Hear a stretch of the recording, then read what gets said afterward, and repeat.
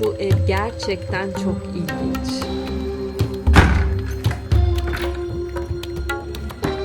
Ne arıyor burada ya? Bu evde kaç tane mutfak var yahu? Evlerini de labirent gibi yapmışlar.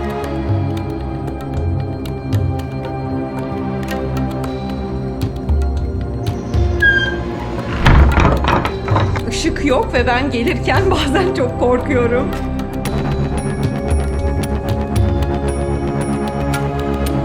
Allah Allah, gerçekten acayip. Gördüğünüz gibi incin ve ben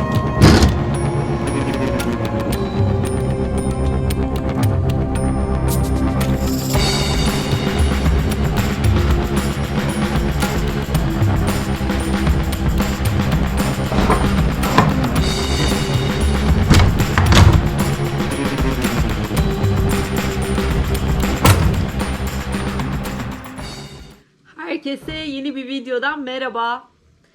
Bu video neyle ilgili olacak? Bu video şu an kaldığım yerle ilgili olacak. Neden? Çünkü burası çok acayip bir ev. Kocaman. Bu ev çok eski bir Swahili evi. Bu evi göstermek istedim size özellikle çünkü ilginç yapılmış ve ben burada kalırken gerçekten bazen korktum da. Sadece üstte bir komşum var ve onun dışında kocaman ev bomboş. Şu anda Kenya'nın Lamu Adası'ndayım.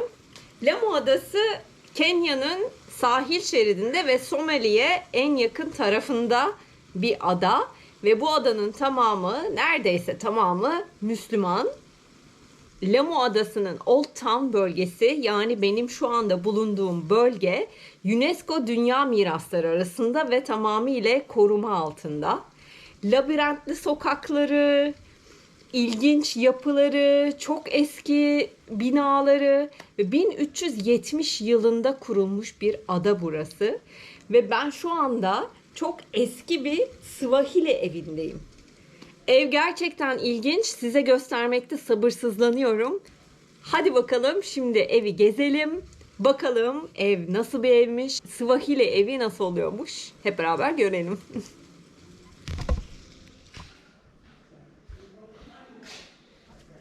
Evet, kaldığım yer gördüğünüz gibi Villa Besti Guest House diye geçiyor. Böyle bir sokak. Hemen sokağı göstereyim. Gördüğünüz gibi daracık sokakların olan bir bölgede. Burada gece gerçekten ışık yok ve ben gelirken bazen çok korkuyorum. Ama güvenli olduğunu anladım ama gerçekten insan korkmuyor değil. Korkmaması gerçekten mümkün değil.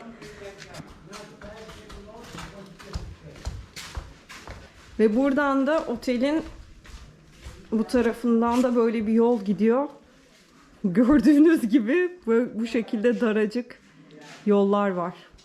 Evet, hadi girelim bakalım evimize.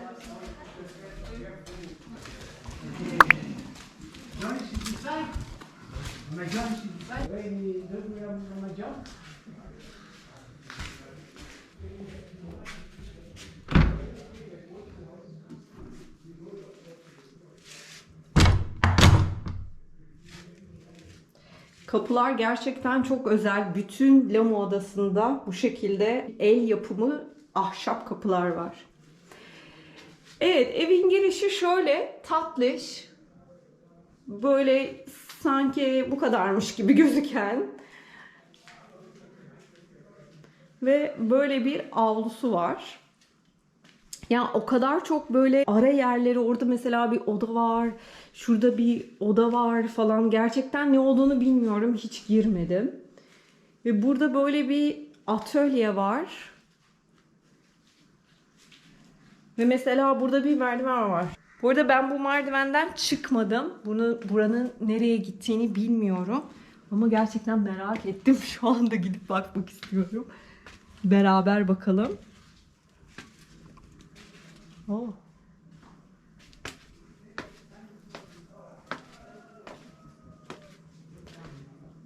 Ev böyle bir avluya açılıyor.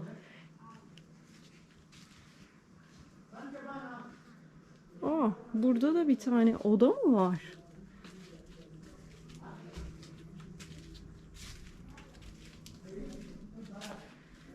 Burada bir oda varmış. Tuvaleti de mi var? Evet, burada da bir oda varmış bu arada. Bayağı böyle özel bahçesi olan. Yani bu evin mimarisi nasıl bir şey gerçekten anlayamadım. Yani çok garip. Banyosuna bakalım. Banyolar gerçekten çok ilginç. Evet, böyle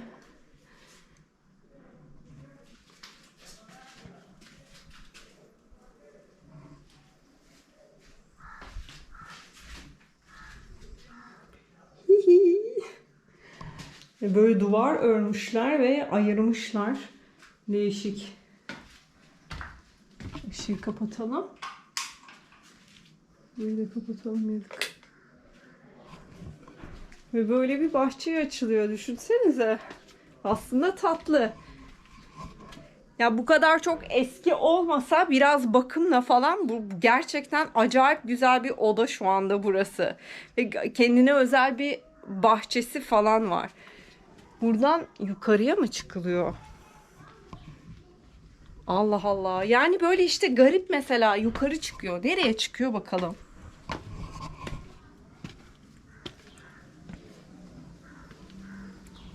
Hayda. Burada bir tane daha bir yere çıkıyor. Burada böyle bir mutfak var eskiden kullanılan.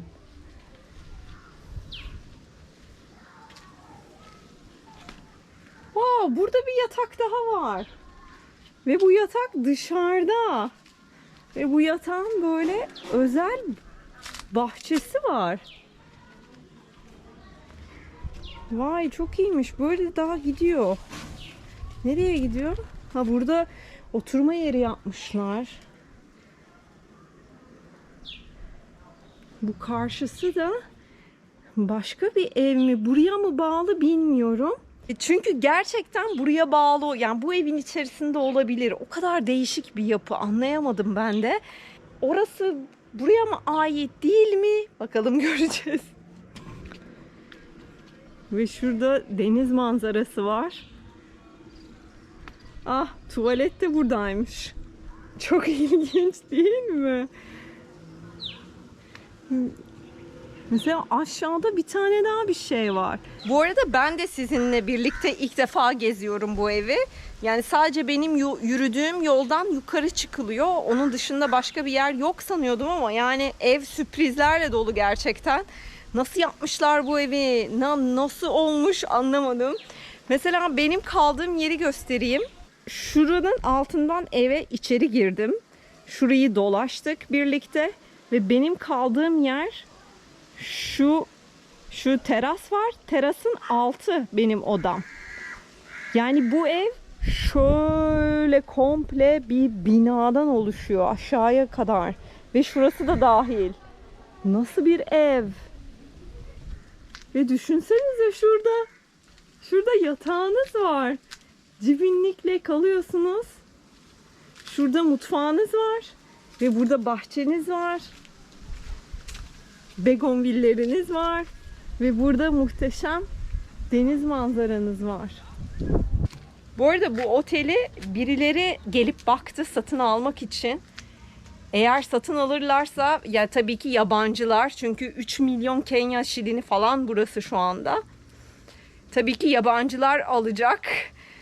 Eğer alırlarsa ve burayı restore ederlerse vallahi şahane bir yermiş yani. Öf, biz mi alsak ya? Yani çok güzel yani, şu mutfağı yaptır. Bu yatağı daha bir güzel yaptır. Biraz daha özelleştir.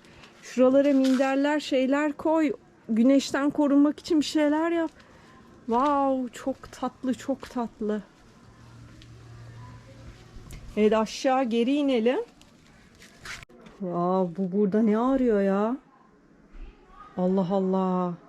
Arkadaşlar, bu ne arıyor burada ya?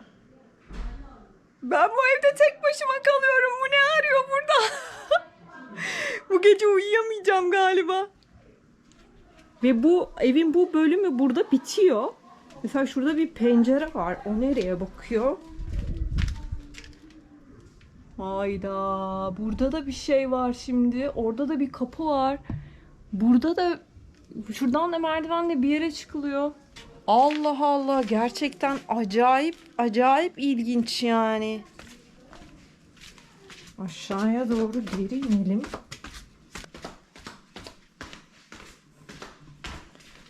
Şu an girişe geri döndük mesela. Evet, benim odama gitmek için böyle gidiliyor. Ve işte burada da böyle bir atölye gibi bir şey var.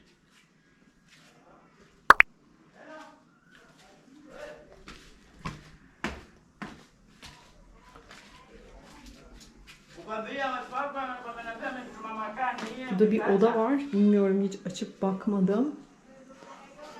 Burası mesela sokağa bakıyor. Nereye sokağa bakıyor bilmiyorum. Ha, buradan yürüyüp geçiyorum. Gördüğüm yer burasıymış.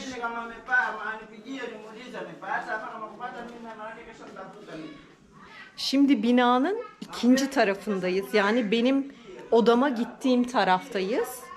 Şimdi şuradan aşağıdan merdivenler iniyor. Yine başka bir yere gidiyor. Bakalım nereye gidiyor.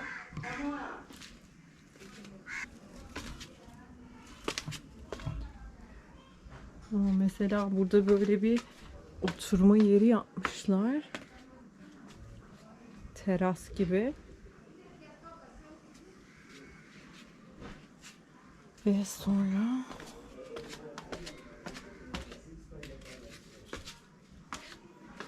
böyle. Burada bir mutfak daha var. Bu evde kaç tane mutfak var yahu? Hi. How are you? I'm taking a video about your house. It's so big. Yeah.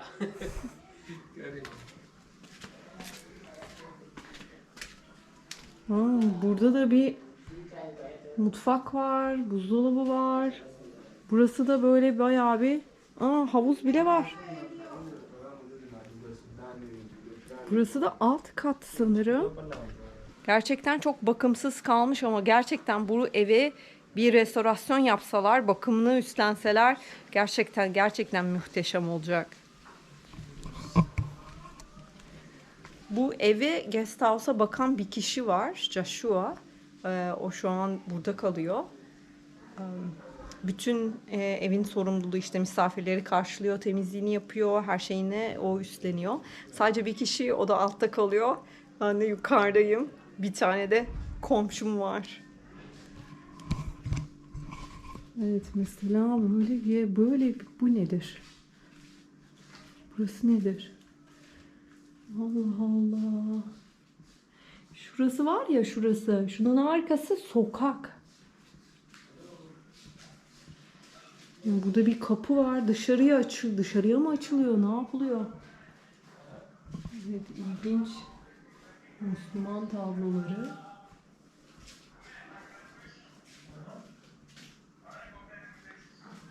Bu da böyle bir kocaman bir yer.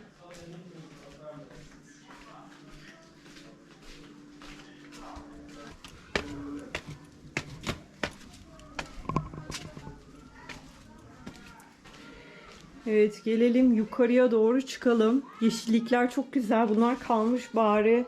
Güzel güzel, hala taptazeler. Burasının enerjisi çok güzel. İlk geldiğim günden beri şurada oturup şöyle bir çalışırım, bilgisayarımı alırım, çalışırım dedim ama hiç yapmadım. Evet, burada da şöyle bir oda var. Küçücük bir oda. Sonra mesela burada bir merdiven var yine. Geldiğimiz yer ve şurada da böyle bir yapı var. Hadi gelin bakalım. Burada da bir oda var. Çiçekler hala duruyor ya, maşallah. Açık mı acaba? Burada da böyle bir tane oda var içeride. Valla ev sürprizlerle dolu gerçekten. Her yerden bir şey çıkıyor. Burası açık mı? Buradan benim odama gidiliyor. Gitmeden önce burada bir kapı daha var. Burada da bir oda var. Vay, merdivenle yukarı bile çıkılıyor odada. Lamu'da hep böyle yapılar var. Betondan oturaklar yapmışlar. Böyle evlerin, binaların önlerine yapmışlar. Binaların içlerine yapmışlar. Hep o betonlardan var. Oturmak için onları kullanıyorlar.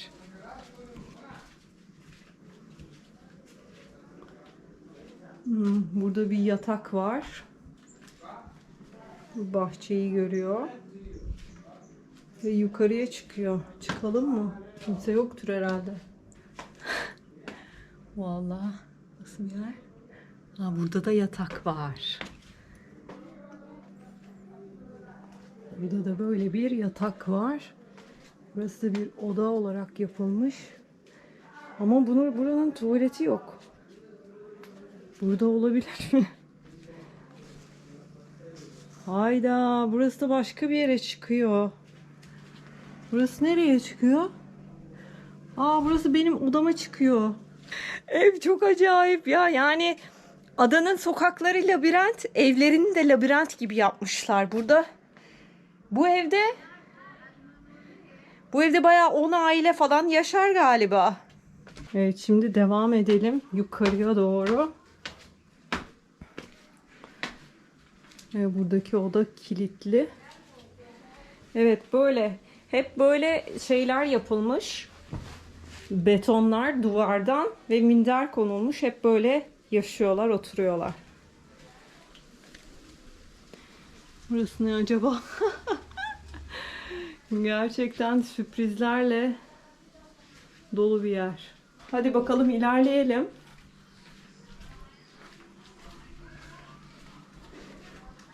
Buraya da bir merdiven yapmışlar ama yarıda kesmişler. Şimdi burası da benim odama çıkıyor. Ben evin en üst katında kalıyorum. Daha doğrusu en üst katında bir komşum var. Onun bir altında kalıyorum ben. Şimdi oraya doğru çıkıyoruz.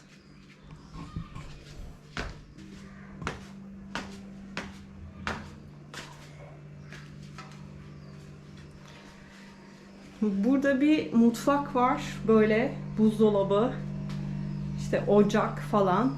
Böyle çok derli toplu ve çok temiz olmasa da şuradan deniz manzarası gözüküyor. Kokonat ağacım var. Ve şu karşıdaki de benim odam. Gelin şimdi odamı göstereyim size.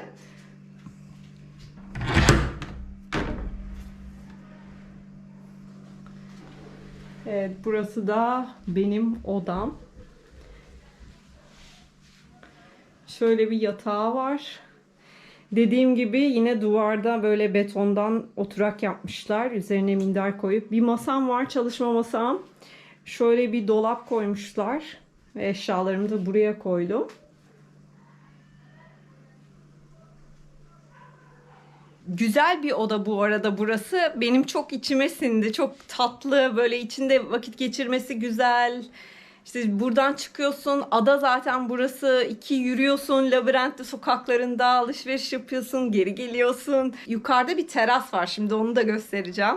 Terasa çıkıp hava alabiliyorsun falan. Aslında gerçekten güzel bir ev burası. Bu arada bu odanın bir özelliği var. Odanın pencereleri yok. Burada pencere yok. Sadece böyle bir şey var.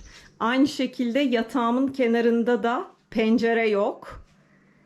Kapısını da şöyle kilitliyoruz. Sadece böyle eski usul. Evet, bu kadar. Kapı kilitlendi. Ama zaten pencerelerim yok. Pek güvenli demeyeyim, bilmiyorum. O yüzden gerçekten akşamları biraz ürkütücü olabiliyor burada yalnız başına kalmak. Yoksa odanın enerjisi, evin enerjisi gerçekten çok güzel, çok keyifli. Hadi şimdi gelin size terası göstereyim.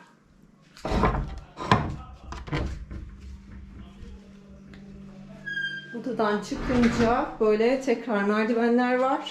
Ev bitmiyordu. Çık gir çık, dolan bitmiyordu. Burada böyle bir salon, bir alan yapmışlar. Şurada başka biri kalıyor. Fransız bir adam kalıyor. O kullanıyor burayı böyle arkadaşıyla birlikte. Salon gibi. Ve buradan da terasa çıkılıyor. Ve şimdi bütün Lamuya Tepe'den bakmaya hazır mısınız? Gerçekten güzel bir teras. Hello. I am taking a video about house. Böyle bir teras yapmışlar. Çok keyifli, çok güzel. Tabii şu anda bayağı dağınık ve bakımsız çünkü sezon değil muhtemelen ya da bu evi satmaya niyetlenmiş sahibi. Herhalde o yüzden bakmıyor birazcık. Gelin Lamuya Tepe'den bakalım. Şuraya çıkayım size tepeden göstereyim.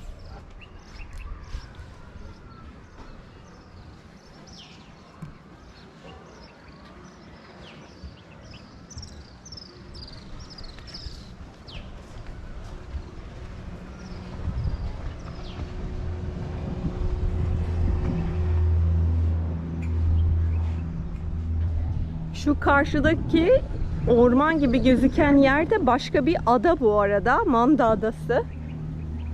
Orada da pek bir yerleşim yok ama özel evler var.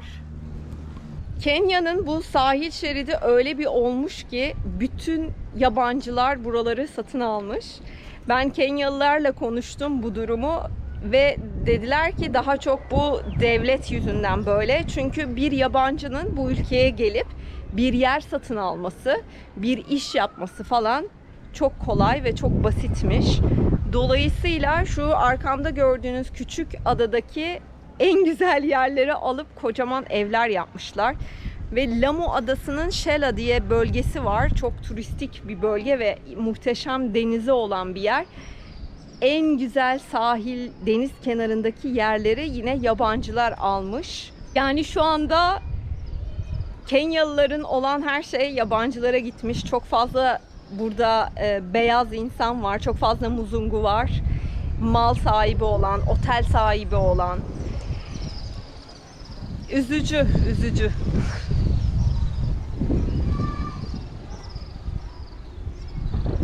Kaldığım bu ev şu anda satılık. Ve geçenlerde 2 tane muzungu geldi. Böyle eve baktılar satın alıp almamak konusunda.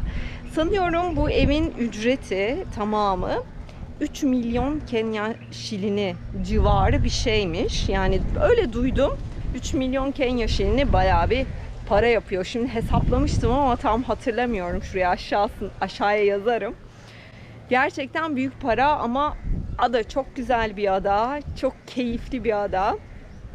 Ada halkı gerçekten çok nazik, çok kibar, çok keyifli. Ha sizi muzungu olduğunuz için kandırmaya çalışanlar var mı? Var tabii ki. Dikkatli olmanız gerekiyor. Ama onun dışında ada halkı gerçekten çok nazik, çok kibar, çok yardımsever. Ama tabii sizi muzungu olduğunuz için kandırmaya çalışanlar da var mı? Var. O yüzden dikkatli olmalısınız her zaman. Geçen gün biri beni kandırıyordu resmen yani. Ama anladım son anda. Onun dışında işte sen Müslümansın değilsin. Evet bir Arap kültürü var gerçekten. Yani biraz önce gördüğünüz videoda yani peçeyle dolaşıyorlar. Tamamen kapalılar. Öyle olanlar da var. Sadece başını örtenler de var. Ama genellikle peçeli falan çok fazla var. Ama yine de sen turistsen burada çok rahat gezebilirsin, istediğini giyebilirsin. Böyle güzel bir ada burası. Gelmek isterseniz gerçekten keyifli, küçücük bir ada. Bu arada size tuvaletimi ve banyomu göstermeyi unuttum. Hadi onu göstereyim. Odadan böyle çıkınca karşıda mutfak, şu hemen yan tarafta da benim banyom var. Yani banyo diyebiliriz. Evet. Şöyle bir şey. Yine tamamen eski yapılmış. Evet böyle. Bu küvet oluyor. Şurası duş. Şöyle bir şeyle açıyorsunuz. Tabii burada sıcak su yok. Ama hava zaten acayip derecede sıcak. Mesela Mombasa bu kadar sıcak değildi. Kilifi de bu kadar çok sıcak değildi ama burası bayağı acayip sıcak. O yüzden çok da fazla sıcak suya ihtiyacım olmadı açıkçası. Kaldığım yere gitmek için şimdi nerelerden geçiyorum onu göstereceğim size. İlk başlarda çok yani çekiniyordum, böyle korkuyordum ama şu anda okeyim biraz. Ama yine de şimdi göstereceğim. Yine de böyle diyorum ama yürürken biraz tırsmıyor değilim yani. Evet, burası benim otelime giden yolum. Karanlığa doğru giriyorum. Ve zifiri karanlıktayım. İnsan yok, hiçbir şey yok. Şu karşıda gördüğünüz küçük nokta bir ışık, biraz aydınlatıyor.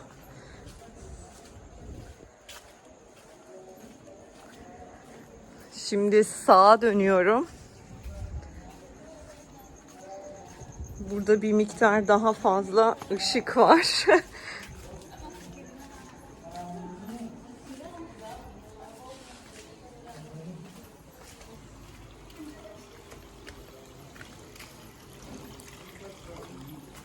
Ve sonra tekrar karanlığa giriyorum. Yani ürkütücü, evet. Ürkütücü olmaması mümkün değil.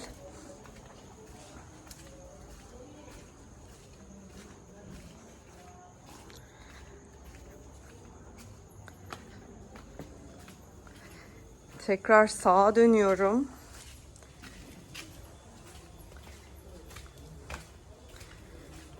Ve otelin kapısı göründü.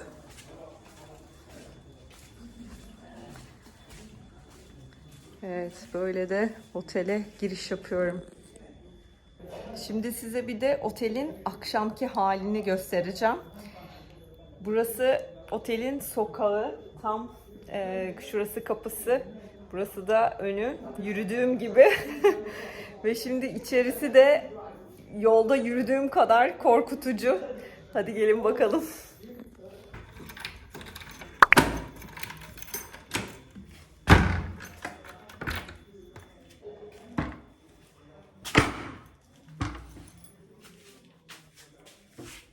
Evet, böyle gördüğünüz gibi gece de bu hali alıyor.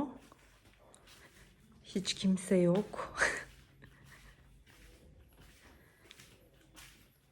Artık yolu öğrendim. İlk geldiğim zamanlarda evin içinde kayboluyordum. Bu daha korkutucu oluyordu.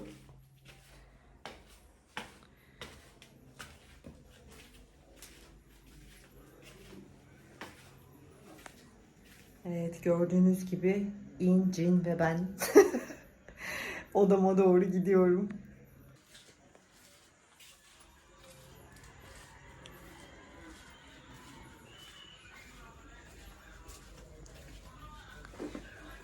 Evet, bu sesler yandaki evlerden geliyor. Ay, şu karşıki odaya biri gelmiş herhalde, anlamadım. Biri var herhalde. Ve sonra böyle dönüyorum. Oo, çok karanlık. Normalde şurada bir tane ışık yanardı. Yanmamış. Açalım ışığı. Neredeydi? Hah. Evet, sonra da böyle yukarı doğru çıkıyorum.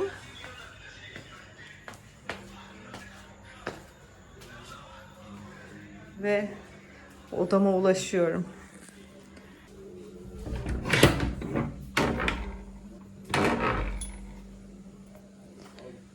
Böyle odama varıyorum.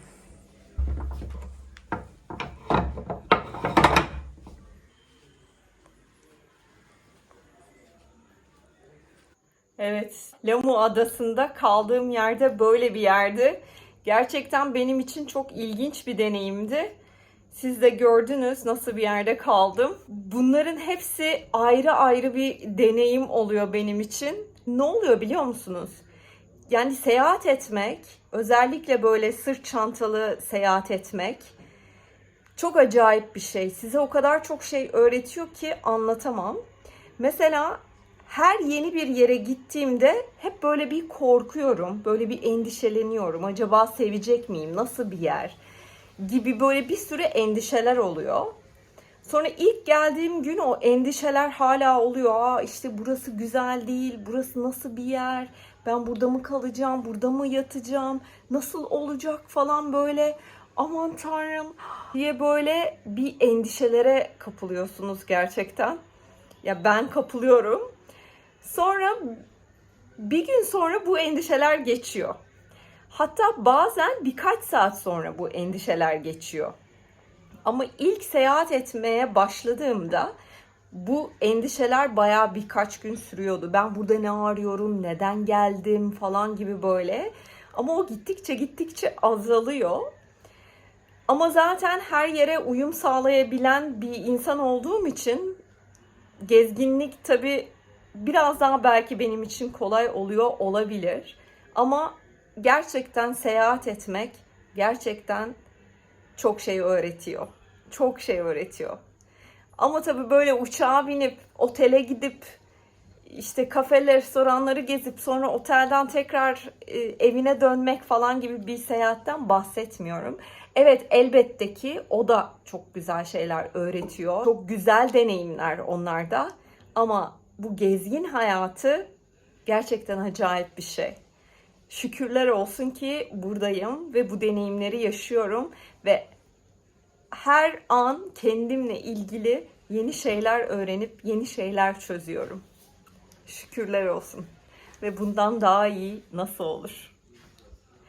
Bu videonun da burada sonuna geldik. İşte gördünüz nerede kaldım, nasıl kaldım. Küçücük bir Müslüman adasında, Kenya'da, Afrika'nın bir yerinde. Teşekkür ederim izlediğiniz için. Lütfen kanala abone olur ve bu videoyu beğenir, yorum yaparsanız bana destek olmuş olursunuz. Şimdiden teşekkür ederim. Sizi seviyorum.